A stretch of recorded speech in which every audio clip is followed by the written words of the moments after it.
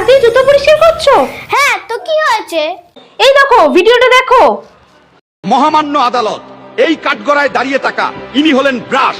তিনি প্রতিদিন মানুষদের উপকার করে তাদের দাঁতগুলোকে পরিষ্কার রাখে, আর তিনি এই সমাজ সেবা করতে করতে তার জীবনটা পার করে দেয়। কিন্তু এই মানুষটা তাকে সম্মান দিতে জানে না। যখন তার বয়স হয়ে যায়, এই মানুষটা তাকে দিয়ে জুতা পরিষ্কার করে।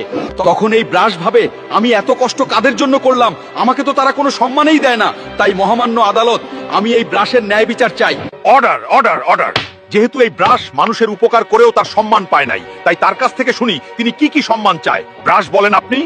মানুষরা, তোমরা আমাকে কেন সম্মান দাও না? একটু চিন্তা করে দেখো, আমি না থাকলে তোমাদের দাঁতের কি হতো? প্লিজ আমাকে দিয়ে আর জুতা পরিষ্কার করো না, প্লিজ। আমার খুব কষ্ট হয় তখন। আর কোনোদিনও ব্রাশ দিয়ে জুতো পরিষ্কার করবো না।